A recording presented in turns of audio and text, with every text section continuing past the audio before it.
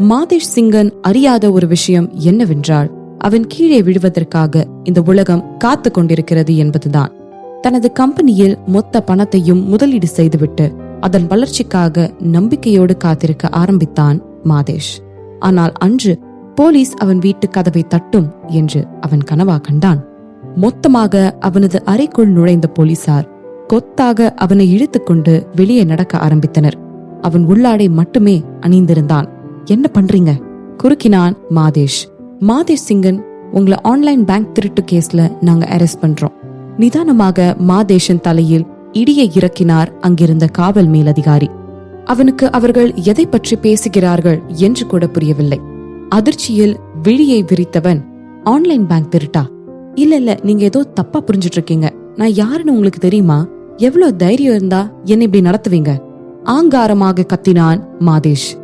நேத்து யாரோ ஒருத்தர் சந்திரன் சாம்ராஜ்யத்தோட பேங்க் அக்கவுண்ட்ல இருந்து 300 கோடி ரூபாய் பணத்தை திருடிட்டாங்க. நாங்க விசாரணை செஞ்சதுல அது உங்க பேங்க் அக்கவுண்ட்ல இருந்து தான் டிரான்ஸ்பர் ஆகியிருக்கு. அதனால இந்த மாதிரி ஒரு விஷயமே தெரியாதுன்ற மாதிரி நடந்துக்காதீங்க, கோபமாக சொன்னார் போலீசார். இதையெல்லாம் கேட்டவனின் முகம் பேய் அறைந்ததை போல் ஆகிவிட்டது. அவனது மூளை வேலை செய்ய மறுத்தது. என்ன நடந்திருக்கும் என்று அவனால் புரிந்து கொள்ள முடியவில்லை. பாருங்க, ரவிச்சந்திரன் தான் அந்த பணத்தை எனக்கு தந்தாரு. நான் ஒன்னும் திருடலாம் இல்ல. என்னோட எக்ஸ் வைஃப் ஆதிரா தான் எனக்கு அந்த மொத்த பணத்தையும் கொடுத்தா. உங்களுக்கு நம்பிக்கை இல்லனா போய் அவகிட்டயே கேட்டுக்கோங்க. அவன் வெளியே தெனாவட்டாக சொல்லிவிட்டாலும் ஏதோ ஒரு இனம் புரியாத பயம் அவனது மனதை கவ்வ ஆரம்பித்தது. அத பத்திலாம் நாங்க விசாரிப்போம். கான்ஸ்டபிள்ஸ், இவனை கூட்டிட்டு வாங்க. அந்த அதிகாரி அவனது ஆட்களுக்கு கட்டளையிட்டார். மாதேஷ் என்ன போராடினாலும் அவனை ஒழுங்கான உடை உடுத்த கூட அவர்கள் அனுமதிக்கவில்லை. இடுப்பில் போட்டிருந்த உள்ளாடையோடு அவனை அழைத்து சென்றனர் போலீசார். அவனோ அவனது குடும்பமோ எத்தனை கெஞ்சியும் அவர்கள் இம்மி கூட அசைவதாய் இல்லை. அவர்கள் இருக்கும் உயர் குடியினருக்கு முன் எல்லோரும் பார்க்க அவனை அவன் போட்டிருந்த வெறும் உள்ளாடையோடு ஜீப்பில் ஏற்றினர் போலீசார். இத்தகைய அவமானத்தை அவன் வாழ்விலும் சந்தித்தது இல்லை என்று நினைத்து கூனி குறுகி போனான் மாதேஷ். ஆனால் இது வெறும் ட்ரைலர் தான், மெயின் பிக்சர் இன்னும் பார்க்கலையே என்று அவனது விதி அவனை பார்த்து சிரித்ததை அவன் அறிந்திருக்கவில்லை. சில மணி நேர யோசனைக்கு பிறகு அவனுக்கு எல்லாம் புரிந்தது. இது அவந்திகா மற்றும் ரவியின் வேலைதான். ஆனால் இந்த போலீசாரால் இந்த சின்ன விஷயத்தை கூட எப்படி கண்டுபிடிக்க முடியாமல் போனது என்றுதான் அவனுக்கு சுத்தமாக புரியவில்லை. எங்க போலீஸ் இப்பதான் போய் மிஸ் ஆதிராநாதன்ட்ட விசாரணை நடத்திட்டு வந்திருக்காங்க. அவங்க உங்களுக்கு 300 கோடிலாம் தரவே இல்லைன்னு சொல்லிருக்காங்க என்று போலீஸ் கூற, ஆனா அவதான் எனக்கு கொடுத்தா, கோபமாக கத்தியபடி தான் அமர்ந்திருந்த இருக்கையில் இருந்து விருட்டென எழுந்தான் மாதேஷ். உட்காரு. அவனது தோள்பட்டையை பிடித்து அழுத்தினர் போலீசார். அவதான் என்கிட்ட கொடுத்தா. அதுவும் 300 கோடி ரூபாய் தான். எங்க 2 பேரோட டிவோர்ஸ்க்காக கொடுத்தா. அது அந்த ரவியோட சேர்றதுக்கு தான். நம்மளனா நான் நேத்தி சைன் பண்ண டிவோர்ஸ் பேப்பர்ஸ போய் பாருங்க. எரிச்சலோடு உருமினான். எங்க கிட்ட அத பத்தியும் மிஸ் நாதன் சொன்னாங்க. அதோட அவங்க உங்களுக்கு 2 பேருக்கும் நடந்த டிவோர்ஸ்க்கு கொடுத்த பணம் வெறும் 20 கோடி தான். 300 கோடிலாம் இல்லன்னு சொன்னாங்க. அதோட அந்த டிவோர்ஸ் பேப்பர்ஸ் அதுலயும் தெளிவா 20 கோடி தான் ஆத்திரா தருவாங்கன்னு எழுதி இருந்துச்சு. திருவென விழித்தான் மாதேஷ். மேலும் மேலும் அவன் சிக்கிய சூழல் அவனை உள்ளே உள்ளே இழுத்துக்கொண்டே போய் கொண்டிருப்பதை அவனால் புரிந்து கொள்ள முடிந்தது. அவதான் எனக்கு 300 கோடிய தூக்கி கொடுத்தா. அதோட நான் எப்படி சந்திரன் சாம்ராஜ்யத்தோட பேங்க் அக்கவுண்ட ஹேக் பண்ண முடியும்? எனக்கு இந்த ஹேக்கிங்லாம் சுத்தமா தெரியாது. இது எல்லாமே அந்த ஆத்திரா ஆடிட்டு இருக்க நாடகம். அதுல என்ன சிக்க வைக்கணும்னு அவன் நினைக்கிறா. ஆங்காரமாக கத்தினான் மாதேஷ். ஓ, அப்ப மிஸ் நாதனுக்கு மட்டும் ஹேக்கிங் தெரியுமா என்ன? நாங்க அவங்களோட கடந்த காலம் முழுசையும் தருவா பாத்துட்டோம். அவங்க மாஸ் மீடியா தான் காலேஜ்ல படிச்சிருக்காங்க. எந்த இடத்துலயும் அவங்க ஹேக்கிங் படிக்கிறதுக்கான வாய்ப்போ அவசியமோ அமையவே இல்லை. அப்புறம் எப்படி அவங்க உன்னை மாட்டி விட்டுருப்பாங்க? நிதானமாக கேட்டார் அந்த மேலதிகாரி. ஆனா நான் சொல்றதுதான் உண்மை. வேணும்னா டிரான்சாக்சன் டீடைல்ஸை எடுத்து பாருங்க. அதுல இருக்கும் தெளிவா யாரு என்னோட பேங்க் அக்கவுண்ட்டுக்கு பணம் அனுப்பினாங்கன்னு. அத்தியாயம் 307. தண்டனை. 300 கோடி பணம் சந்திரன் குரூப்ஸோட அக்கவுண்ட்ல இருந்து உன்னோட அக்கவுண்ட்டுக்கு டிரான்ஸ்பர் ஆகியிருக்குன்னு மட்டும்தான் எங்களுக்கு இன்ஃபர்மேஷன் வந்திருக்கு. அதே நேரத்துல நீ உன்னோட அக்கவுண்ட்டுக்கு தெரியாதனமா பணம் டிரான்ஸ்பர் ஆகியிருக்கும்னு பேங்க் ரிப்போர்ட் பண்ணல. அதை விட முக்கியமான விஷயம், அந்த மொத்தமும் உன்னோட பேங்க் அக்கவுண்ட்டுக்கு வந்த அடுத்த நிமிஷம் நீ அது மொத்தத்தையும் உன்னோட கம்பெனி அக்கவுண்ட்டுக்கு மாத்திட்ட. ஆனாலும் நீங்க வந்து அந்த பணத்தை நான் திருடல அப்படின்ட்டு எங்க காதுல பூ சுத்திட்டு இருக்கியா? கோபமாக கேட்டார் அந்த மேலதிகாரி. ஆனா நான் நிஜமா தான் சொல்றேன். அந்த பணத்தை நான் திருடல, அது எனக்கு ஆத்திரா தான் கொடுத்தா. அதோட நான் அவளை நேர்ல பாக்கணும்னு நினைக்கிறேன். இப்படி உன் கள்ள காதலன் ரவிச்சந்திரன் கூட சேர்ந்துகிட்டு எனக்கே ஆப்பு வைக்கிறியான்னு 4 வார்த்தை நாக்கு புடுங்குற மாதிரி அவகிட்ட கேட்கணும். ஆவேசமாக பேசினான் மாதேஷ். இப்பதான் அவங்க சொன்ன எல்லாமே உண்மைன்னு தெரியுது. அப்பவே ஆத்திரா சொன்னாங்க நீ அவங்கள அடிச்சு துன்புறுத்தினேன்னு. வேணும்னா போய் ஹாஸ்பிட்டல்ல ரெக்கார்ட்ஸ்ல எடுத்து பாருங்கன்னு எங்க கிட்ட சொன்னாங்க. இப்படி எங்க முன்னாடியே அவங்க மேல பழிய போடுற. அப்ப அவங்க தனியா சிக்கியிருந்தப்ப அவங்கள என்னென்ன பண்ணிருப்ப? மேலதிகாரி பாயிண்டாக கேட்டு வைக்க மாதேஷுக்கு முகமே வெளுத்து போய்விட்டது. அவனது கண்களில் பயத்தின் உச்சம் பச்சையாக தெரிந்தது. நேற்று உலகமே அவனது காலடியில் என்று மிதப்போடு இருந்தானே, இன்று என்ன ஆகிற்று? ஒரே நாளில் கூட எல்லாம் தலைகீழாக ஆக முடியுமா? நடக்கிறதே, அவன் கண் முன்னாடி பார்க்கிறானே. எல்லாம் அந்த ஆத்திராவால் வந்தது. ஆரம்பத்துல இருந்தே திட்டம் போட்டு என்னை ஏமாத்திட்டு இருந்திருக்கா. கோபம் பொங்க பற்களை நரத்தவன், ஆத்திரா உன்னை கொல்லாம விட மாட்டேன்டி என்று ஆவேசத்தில் கத்திவிட்டான். அவனது பின்னந்தலையில் பலமாக அடித்தார் ஒரு காவலதிகாரி. என்னடா எங்க இருக்கன்னு மறந்துட்டியா? போலீஸ் ஸ்டேஷன்லயே உக்காந்துக்கிட்டு கொலை மிரட்டல் விட்டுட்டு இருக்கியா? ஒழுங்கா நீ செஞ்ச தப்ப எல்லாத்தையும் ஒத்துக்கிட்டு எங்ககிட்ட சரணடைஞ்சா உனக்கு தண்டனையாச்சும் குறையும் என்றார் அவர். அவரை பார்த்து முறைத்த மாதேஷ், என்னைக்கும் உங்களால என்கிட்ட இருந்து வாக்குமூலம் வாங்க முடியாது உறுதியாக சொன்னான். அவனை பார்த்து சிறிதாக சிரித்த அந்த மேலதிகாரி, ஒன்னும் பிரச்சனை இல்ல, உண்மைய உன் வாயாலேயே ஒத்துக்க வைக்கிற வித்த எங்களுக்கு தெரியும் என்றார். முடிஞ்சா என்ன கொன்னு கூட போடுங்க, ஆவேசத்தில் வாய் விட்டான் மாதேஷ். போலீசால் எதுவும் செய்துவிட முடியாது என்று நினைத்தான் அவன். அடித்த வாக்குமூலம் வாங்க கூடாது என்ற தடை வந்திருக்க மிச்சம் இருப்பது மென்டல் பிரஷர் மட்டும்தான். ஆனால் அவன் அதையெல்லாம் முன்னரே அனுபவித்தவன் தான். அவர்கள் என்ன செய்தாலும் அவன் வாயை மட்டும் திறக்க மாட்டேன் என்பதில் உறுதியாக இருந்தான். ஏனென்றால் அவனுக்கு தெரியும், அவன் வாயை திறந்த அடுத்த நொடி அவனது மொத்த வாழ்க்கையும் முடிந்துவிடும். அதே நேரத்தில் அவர்களும் இவனை தொடக்கூட இல்லை. அப்படி ஏதாவது செய்தாலாவது பாருங்கள், எப்படி போட்டு என்னை அடித்து இருக்கிறார்கள் என்று சொல்லியாவது ஏதாவது செய்யலாம். ஆனால் அதற்கு வழி இல்லை. மறுபக்கம் இவனை தூங்க விடாமல் வாட்டி எடுத்துக் கொண்டிருந்தார்கள். அவன் தூங்கியே பல நாட்கள் ஆகியிருந்தன. ஆனாலும் அவன் எதையும் ஒத்துக்கொள்வதாய் இல்லை. அவன் வாயை திறந்தாலே சொன்ன ஒரே விஷயம், நான் ஆதிராவை பார்க்க வேண்டும் என்பதுதான். ஆனால் அவந்திகா இதை அறிந்தும் அவனை பார்க்க மறுத்துவிட்டாள். அவளை பொறுத்தவரை இன்னும் மாதேஷை பார்க்க சரியான நேரம் அமையவில்லை. அவன் இன்னும் மனதளவில் தோய்வடைய வேண்டும் என்று அவள் எதிர்பார்த்து காத்து கொண்டிருந்தாள். அவனை போலீசார் எப்படியெல்லாம் போட்டு வதைத்து எடுக்கிறார்கள் என்று அறிந்துதான் இருந்தாள். ஆனால் அதையெல்லாம் அவள் காதில் கேட்டதை போல் கூட தெரியவில்லை. அவந்திகாவின் இந்த குணம் ரவிக்கு மிகவும் பிடிக்கும். அவள் வகுத்திருக்கும் எல்லையை தாண்டி ஒருவர் வந்துவிட்டாள், ஈவ இரக்கம் பார்க்காமல் அழித்து விடுவாள். ஷாமோட ரிசர்ச்ல நல்ல முன்னேற்றம் இருக்கான், துள்ளலோடு அவந்திகாவிடம் சொன்னான் ரவிச்சந்திரன். அவர்கள் இருவரும் தோட்டத்தில் அமர்ந்து டீ அருந்தி கொண்டிருந்தார்கள். இந்த இடம் நல்ல ஒதுக்குப்புறமாக இருக்க அவர்கள் இருவரும் மட்டும் தனிமையில் இருந்தார்கள். இந்த மாதிரி அவந்திகாவோடு நேரம் கழிப்பதில் ரவிக்கும் அலாதியான சந்தோஷம். அவர்களுக்குள் உலகமே சுருங்கிவிட்டார் போல் ஒரு பிரம்மை அவனுக்கு. அவனது வார்த்தைகளுக்கு தலை அசைத்த அவந்திகா, ரொம்ப ரஷ் பண்ணலாம் வேணாம், நம்மளுக்கு ரீசர்ச் சக்சஸ் ஆகணும், அதுதான் முக்கியம் என்றாள். அவந்திகாவின் இந்த பொறுமை ரவிக்கு மிக அதிகமாக பிடித்திருந்தது. அவளது வாழ்க்கையில் என்ன பிரச்சனை, எவ்வளவு பெரிய பிரச்சனை வந்தாலும் சரி, அவளிடம் இருக்கும் அந்த நிதானமே எல்லாவற்றையும் சரி செய்து விடுகிறது என்று அவனுக்கு தோன்றியது. ஒவ்வொரு முறையும் அவனை ஈர்த்து கொண்டே இருந்தாள் அவந்திகா. ரொம்ப நாளா ஒளியே இருக்கேடி, அப்படியே எங்கேயாச்சும் நடந்துட்டு வரலாமா என்று கேட்டான் ரவிச்சந்திரன். அவள் ஆத்திராவாக மாறியதில் இருந்து அந்த வீட்டினுள்ளேயே தான் அடைந்து கிடக்கிறாள். அதனால்தான் அவன் அப்படி கேட்டான். இல்ல இருக்கட்டும் என்று அவள் சொல்லிக் கொண்டிருக்க வெளியில் யாரோ கத்தும் சத்தம் கேட்டது. அதுவும் ஒரு பெண்ணின் குரல் இவர்கள் இருவரின் காதையும் விட்டால் கிழித்துவிடும் போல் வந்து விழுந்து கொண்டிருந்தது. அந்த குரலை வைத்தே அது யார் என்று கண்டுபிடித்து விட்டான் ரவிச்சந்திரன். அந்த அளவுக்கு அந்த பெண் சத்தமாக கத்திக் கொண்டிருந்தாள். ரவியின் முகத்தில் இருந்த சிரிப்பு மொத்தமாக அழிந்து விட்டது. மறுபடியுமா? இந்த பொம்பளைங்களுக்கு வேற பொழப்பே இருக்காதா? அவனது குரலில் மிதம் மிஞ்சிய சலிப்பு இருந்தது. வந்து கத்திக் கொண்டிருந்தது சிங்கன் குடும்பத்து பெண்கள் தான். அதுவும் மாதேஷ் கைது செய்யப்பட்டதில் இருந்து பிரமீளா தினமும் இங்கு வந்து ஆர்ப்பாட்டம் செய்து கொண்டிருப்பார். அவருக்கு அவரது மகன் கைது செய்யப்பட்டதற்கு நிச்சயம் ஆத்திராதான் காரணமாக இருப்பாள் என்று தெரிந்திருந்தது. ஆதலால் தினமும் இங்கு வந்து எனக்கு நீ பதில் சொல்லியே ஆகணும் என்று சொல்லி கத்திக் கொண்டிருப்பார். ஆனால் வெளியில் இருந்த காவல் ஆட்கள் பிரமிளாவை உள்ளே விடவில்லை என்றதும் ஆதிராவின் பெயரை நாரடிக்க ஆரம்பித்து விடுவார். இத்தகைய வார்த்தைகள் கூட தமிழ் மொழியில் இருக்கிறதா என்று அதை கேட்பவர்கள் எல்லோரும் தமிழ் அகராதியை எடுத்து தேடும் அளவிற்கு அவரது வாயில் இருந்து வார்த்தைகள் நிற்காத அருவியாய் கொட்டிக் கொண்டே இருக்கும். அடியே ஆத்திரா, வெளியே வாடி, வந்து என் முகத்தை பார்த்து பேசடி. நீ எவ்வளவு கேடு கெட்டவளா இருந்திருந்தா இன்னொருத்தன் கூட சேர்ந்துகிட்டு உன் புருஷனையே போலீஸ்ல மாட்டி விட்டுருப்ப. நீ எல்லாம் நல்லா இருப்பியா? நசமா போயிருவ. இப்ப இங்க வரப்போறியா இல்லையா? உனக்கு காது கேக்குதா இல்லையா? உன்னோட கள்ள காதலன் அந்த ரவிச்சந்திரன் கூட சேர்ந்துகிட்டு என் பையனை மாட்டி விட்டவதான நீ. இதை என்னைக்கு உன்னால மறுக்க முடியாது. ஏன்னா உண்மை அதுதான்னு எனக்கும் நல்லாவே தெரியும்.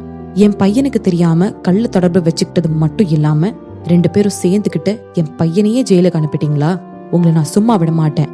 நீ மட்டும் இல்ல, உன்னோட கள்ள காதலன் அந்த ரவிச்சந்திரன், அப்புறம் மொத்த சந்திரன் குடும்பம் நல்லாவே இருக்காது. சந்திரன் குடும்பத்துக்கு அவங்க பையனை எப்படி வளர்க்கணும்னு கூட தெரியாதா? இப்படிதான் அடுத்தவன் பொண்டாட்டி கூட குடும்பம் நடத்துன்னு சொல்லி கொடுத்திருக்காங்களா? நீங்க எல்லாம் நரகத்துக்கு தான் போவீங்க என்று பிரமிளா இன்னும் அடுக்கிக் கொண்டே போக, இது எல்லாமே ரவி காதிலும் சரி அவந்திகாவின் காதிலும் சரி நன்றாகவே விழுந்தது.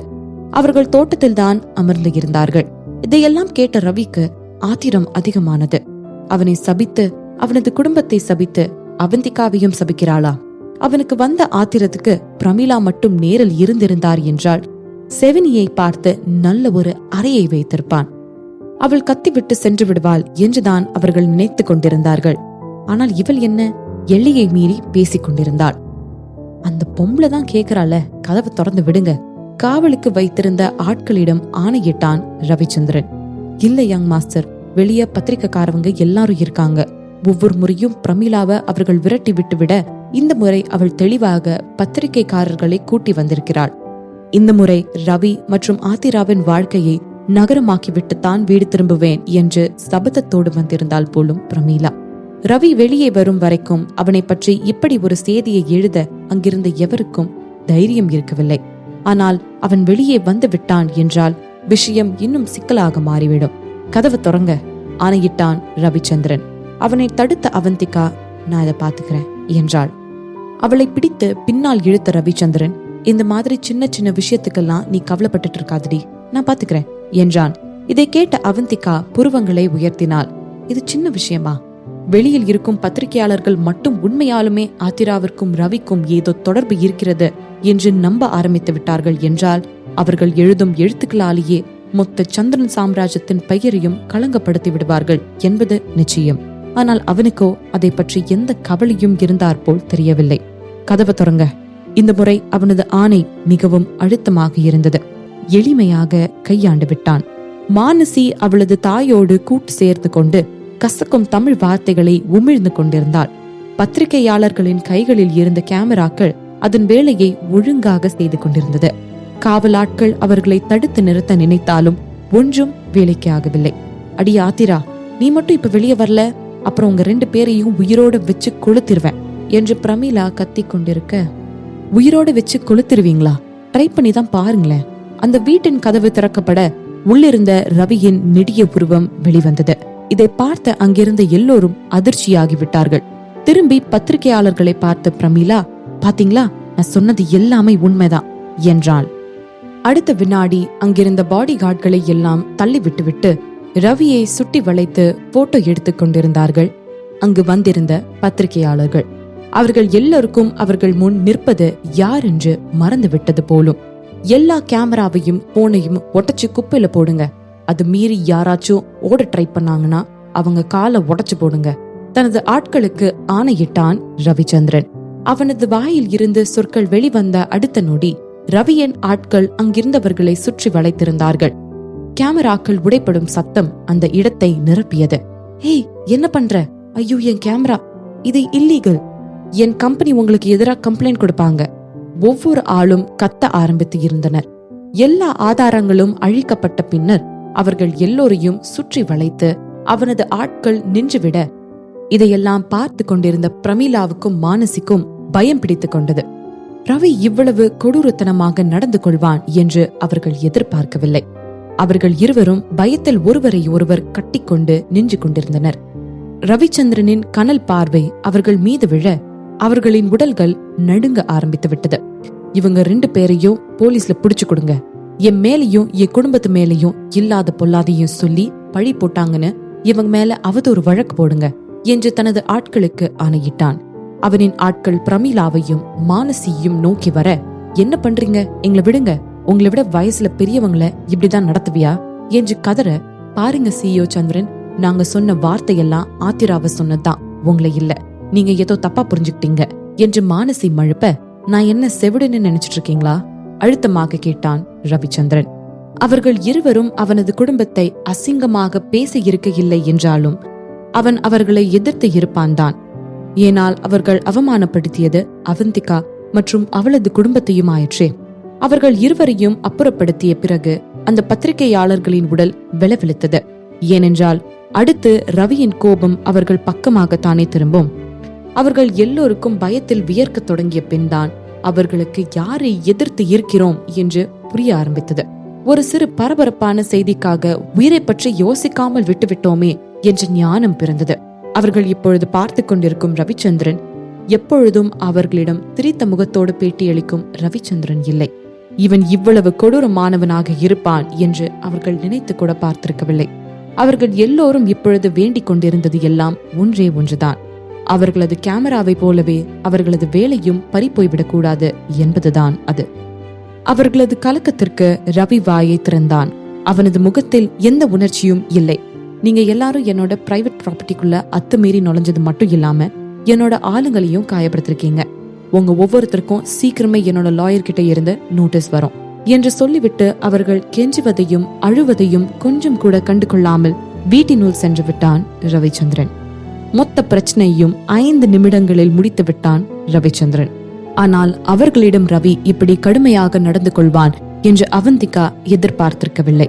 அதே நேரத்தில் எல்லோரிடமும் அன்பாகவும் அடக்கமாகவும் மட்டும் இருந்திருந்தால் நிச்சயம் அவனால் இந்த உயரத்தை எட்டி இருக்க முடியாதுதானே. அவங்க யாரும் இனிமே உன்னை டிஸ்டர்ப் பண்ண மாட்டாங்க, மென்மையாக அவந்திகாவிடம் கூறினான் ரவிச்சந்திரன். வெளியாட்களிடம் அப்படியே வேறு மாதிரி நடந்து கொள்கிறானே. தலையை அசைத்த அவந்திகா, தேங்க்யூ, ஆனா நீங்க இதெல்லாம் பண்ணிருக்க வேணாம், நானும் இது நல்லபடியா தான் ஹேண்டில் பண்ணிருப்பேன், அதனால இனிமே நடக்கிற எல்லாத்தையும் நானே பாத்துக்கிறேன் என்றால் அவந்திகாவும் மென்மையாக. அவளை பார்த்து சிரித்தவன், சரி இனி நான் எதுவுமே பண்ணல, நீயே பாத்துக்கோ என்றான். ஆனால் அவளுக்காக இந்த ரிப்போர்ட்டர்ஸையும் சிங்கன் குடும்பத்து பெண்களையும் விரட்டை அடித்தான் என்பதே அவனுக்கு சந்தோஷமாக இருந்தது.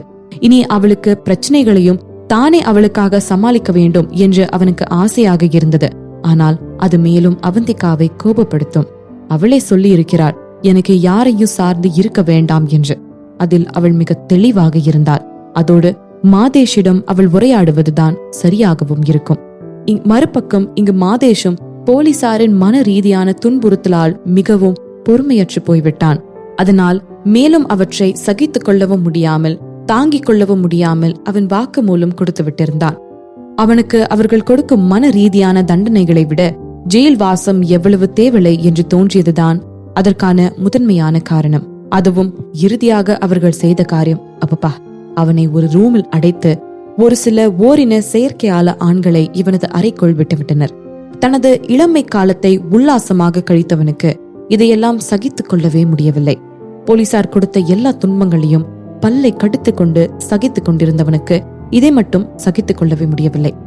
இந்த ஆண்களிடம் இருந்து மட்டும் என்னை தள்ளிவிடாமல் இருந்தால் எனக்கு தெரிந்த எல்லா உண்மைகளையும் மறைக்காமல் கூறிவிடுகிறேன் என்று வாக்குமூலம் கொடுத்து விட்டான் மாதேஷ் சிங்கன். இறுதியாக அவந்திகாவும் மாதேஷை சந்திக்க ஒத்துக்கொண்டாள். மிகவும் ஒரு பாதுகாப்பான அறைக்கு மாதேஷ் சிங்கன் அழைத்து வரப்பட்டிருந்தான். சில நிமிடங்கள் கழித்து கதவு திறக்க அவந்திகா மெதுவாக உள்ளே நடந்து வந்தாள். அசதியாக சேரில் சாய்ந்து இருந்தவன் கண்களை விரித்து அவந்திகாவை பார்த்தான். அவனது கண்களில் அளவிற்கும் அதிகமான உணர்ச்சி குவியல்கள்.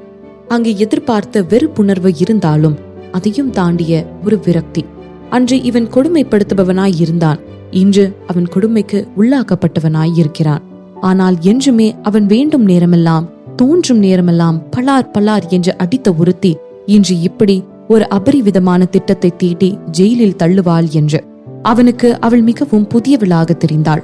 அதுவும் இவன் மீது ஆன்லைன் திருட்டு பட்டத்தை போட்டு உள்ளே தள்ளி இருக்கிறாள் என்பது அவனுக்கு மிகவும் ஆச்சரியமாக இருந்தது.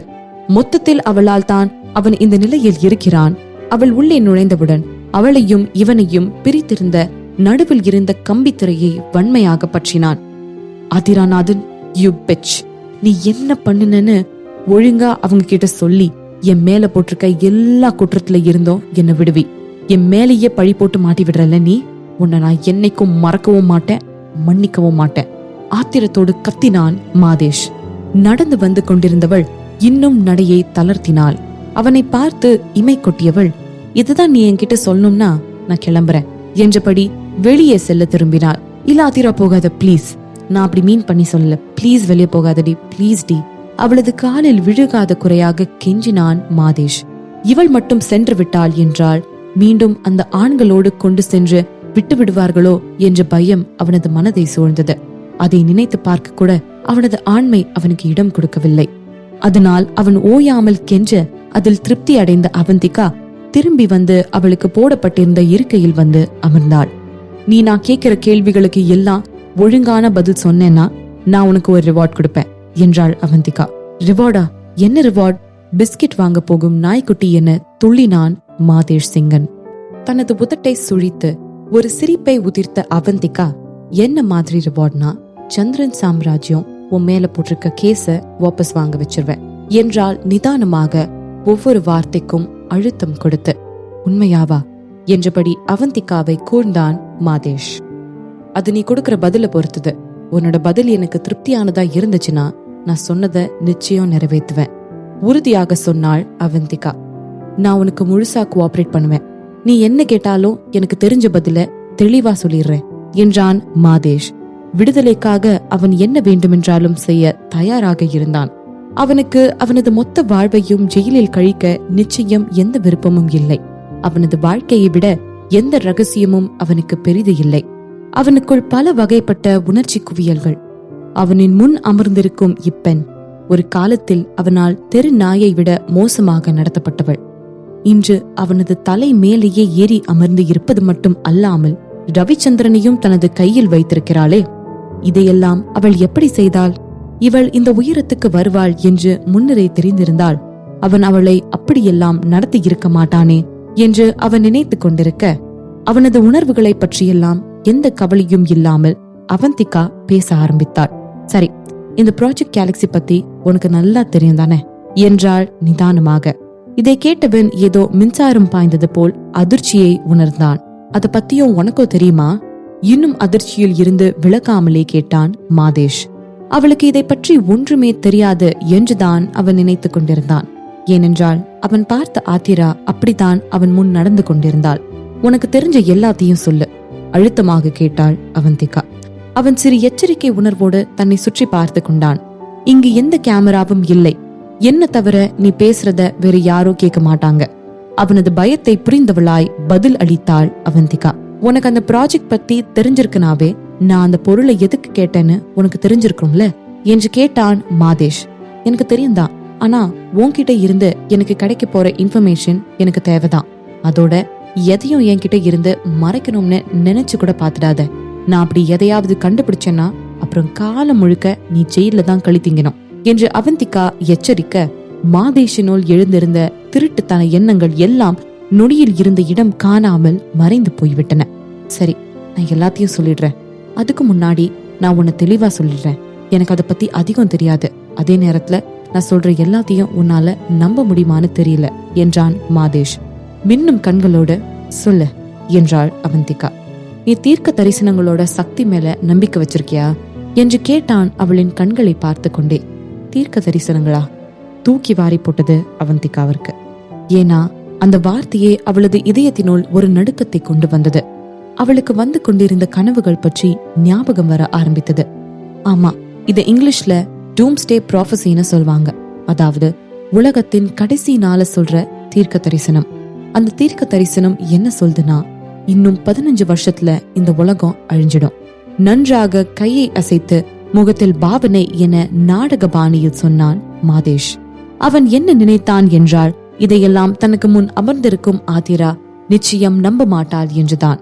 ஆனால் அவன் சொன்னதையெல்லாம் கேட்டுவிட்டும் கூட இவனுக்கு ஏதாவது பைத்தியம் பிடித்திருக்குமோ என்ற பார்வையை கூட அவள் பார்க்காமல் இருக்கவே அவன் ஆச்சரியப்பட்டு போனான்.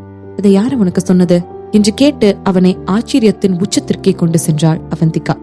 அது உண்மையா பொய்யான்னு கூட நீ யோசிக்க மாட்டியா என்று நம்பாமல் கேட்டு வைத்தான். அதற்கு அவளோ, அது நான் முடிவு பண்ணிக்கிறேன், உன்னோட வேலை என்னோட கேள்விக்கு பதில் சொல்றதுதான் பட்டென்று சொன்னாள் அவந்திகா. அவளை ஆழமாக பார்த்தான் மாதேஷ். ஆதிரா, நீ உண்மையாலுமே ரொம்ப மாறிட்ட. உன்னோட மனசுல என்ன ஓடுதுன்னு கூட என்னால படிக்க முடியல என்றான் சிறு ஆச்சரியத்தோடு. உங்க அப்பா தான் உனக்கு அந்த தீர்க்க தரிசனம் பத்தி சொன்னாரா? மெதுவாக கேட்டாள் அவந்திகா.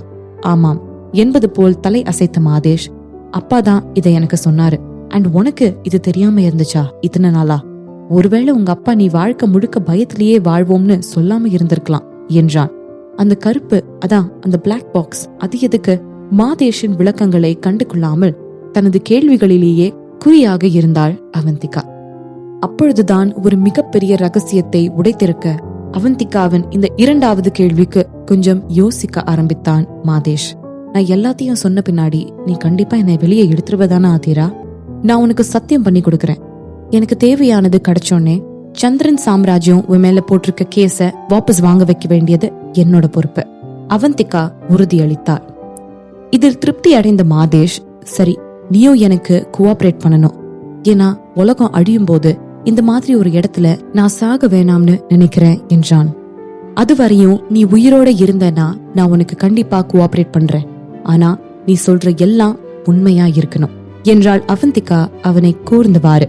அவள் அவனை வெளியில் எடுப்பாளா என்ற எந்த உறுதியும் இல்லாத போதும் அவன் அவளிடம் எல்லா உண்மைகளையும் சொன்னான். உண்மையை சொல்ல போனால் அதை தவிர அவனுக்கு வேற வழியும் கிடையாது. அவன் அவளது தயவில் தான் இப்பொழுது இருக்கிறான். அதோடு நாளை ஜெயிலை விட்டு வெளியேறினாலும் அவளது தயவில் தான் இன்னும் 15 வருடங்களில் நடக்க போகும் அழிவில் இருந்து அவனை பாதுகாத்துக் கொள்ள நடவடிக்கைகளை எடுக்க வேண்டும். ஒரு பக்கம் நாளை அவன் ஜெயிலில் இருந்து வெளியேறினாலும் அவனிடம் ஒரு பைசா கூட இருக்க போவதில்லை என்பது உண்மைதான். என்றாலும் ஜெயிலில் இருப்பதை விட அந்நிலை எவ்வளவோ மேல் என்றுதான் அவனுக்கு தோன்றியது. அவனிடமும் அவனுக்கான ஒரு திட்டம் இருந்தது. அதனால் அவந்திகாவின் சத்தியத்தை ஏற்றுக்கொண்டவன் உண்மைகளை உடைக்க ஆரம்பித்தான். அந்த பிளாக் பாக்ஸ், அது ஒரு எனர்ஜி கிறிஸ்டல் என்றான் மாதேஷ். இதை கேட்ட அவந்திகாவின் கண்களில் ஆச்சரியம். என்ன எனர்ஜி கிறிஸ்டல் என்று கேட்டாள் அவந்திகா. சிறிதாக சிரித்தவன், அது ஒரு ஸ்பெசிபிக்கான எனர்ஜி கிறிஸ்டல். அது இல்லாம நம்மளால இந்த உலகத்தை விட்டு வெளியேற முடியாது என்றான். இந்த எனர்ஜி கிறிஸ்டலுக்கும் ப்ராஜெக்ட் கேலக்சிக்கும் என்ன சம்பந்தம்? கண்களை சுருக்கியவாறு கேட்டாள் அவந்திகா. பரவாயில்ல, கப்புன்னு பிடிச்சுக்கிற. உண்மையை சொல்லணும்னா இவ்வளோ சீக்கிரமா நீ அந்த பிளாக் பாக்ஸுக்கும் ப்ராஜெக்ட் கேலக்சிக்கும் லிங்க் இருக்கும்னு யோசிப்பேன்னு நான் எதிர்பார்க்கல. பாராட்டினான். எனக்கு அந்த பிளான் என்னன்னு இன்னும் சரியா தெரியல. ஆனா அதோட நேம வச்சு பார்க்கும்போது எனக்கு என்னன்னு தோணுதுன்னா, இந்த ப்ராஜெக்டோட எய்ம் இந்த பூமியை விட்டு போயிட்டு வேற ஒரு பிளானட்டை கண்டுபிடிச்சு அங்க போய் மனிதர்களை ரீப்ரொடக்ட் பண்ண வைக்கணும்னு தான் நினைக்கிறேன். நீ என்ன நினைக்கிற? நான் சொன்னது சரியா இருக்குமா என்று கேட்டான். அவந்திகா அவனது கேள்விக்கு எந்த பதிலையும் சொல்லவில்லை. மாறாக, அதுக்கும் நம்ம பேரண்ட்ஸ்கோ என்ன சம்பந்தம் என்று கேட்டு வைத்தாள். இப்போதான் உன்னை புத்திசாலின்னு பாராட்டினேன். அதுக்குள்ள இப்படி ஒரு கேள்வியை கேட்டு வைக்கிறியே. நம்ம பேரண்ட்ஸ் உலகம் அழிய போறத கணிச்சிட்டதுனால அதுக்கு அவங்க ப்ரிப்பேர் பண்ண போயிருப்பாங்க. அதோட இந்த ப்ராஜெக்ட் கேலக்சியும் இந்த பூமியில இருந்து எஸ்கேப் ஆகணும்னு முடிவு பண்ண பீப்புள் எல்லாம் சேர்ந்து போட்டதாதான் இருக்கும் என்றான் மாதேஷ். அப்படின்னா அவங்கெல்லாம் எங்க என்று கேட்டாள் அவந்திகா. வேற எங்க, கேலக்சிக்கு தான் போயிருப்பாங்க. ஏதாவது ஒரு காரணத்தினால நம்மள, அதாவது அவங்க குழந்தைங்களான நம்மள அவங்களோட கூட்டிட்டு போக முடியாம இருந்திருக்கோம். அதனால்தான் இங்க இருந்து தப்பிக்கிறதுக்கான அந்த பிளாக் பாக்ஸ் நம்மளுக்கு கொடுத்துட்டு போயிருக்காங்க. அப்போதான் உலகம் அழியும் போது நம்மளால எஸ்கேப் ஆக முடியும், அவ்வளவுதான் என்பது போல் சொன்னான் மாதேஷ். அப்போ அந்த ஸ்பேஸ்ஷிப் எங்க? இந்த எனர்ஜி கிறிஸ்டல்ல மட்டும் வச்சுக்கிட்டு நம்மளால எப்படி எஸ்கேப் ஆக முடியும்? புரியாமல் கேட்டாள் அவந்திகா. எனக்கு அது தெரியல, ஆனா இது கண்டிப்பா யாருக்காச்சும் தெரிஞ்சிருக்கும். இப்பதான் நீ உள்ள வர என்றான். உண்மையை சொல்ல போனால் இதுதான் அவனின் உண்மையான திட்டமே. அவந்திகாவை பார்த்து சிரித்தவன், ஆதிரா, உன்னோட கடமை என்னன்னா, நீ மித்த எனர்ஜி கிறிஸ்டல்ஸ் எல்லாத்தையும் கைப்பற்றிட்டனா ஆட்டோமேட்டிக்கா ஸ்பேஸ்ஷிப்பும் உன் கைக்கு வந்துடும். அதோட நான் இப்படி உள்ள மாட்டிக்காம இருந்தனாவாச்சும் நான் உனக்கு ஹெல்ப் பண்ணுவேன். முகத்தை அப்பாவியை போல் வைத்துக்கொண்டு வார்த்தைகளை அழுத்தி கூறினான் மாதேஷ். இதுதான் முக்கியமான புள்ளி. அதாவது உதவி மட்டும் அவளுக்கு வேண்டும் என்றால் நிச்சயம் அவனை ஜெயிலில் இருந்து வெளியே எடுத்து விடுவாள் ஆதிரா என்று நினைத்தான் மாதேஷ். உனக்கு வேற என்ன தெரியும்? அழுத்தமாக கேட்டாள் அவந்திகா. அவ்வளவுதான், நீ என்ன நம்பலனாலும் பரவாயில்ல. வேணும்னா நான் சொன்ன எல்லாத்தையும் ஏதோ ஜோக்குன்னு நினைச்சுக்கோ, சிரித்து கொண்டே கூறினான் மாதேஷ். நீ சொன்னது கேட்க ஜோக் மாதிரி தான் இருக்கு, பொறுமையாக சொன்னாள் அவந்திகா.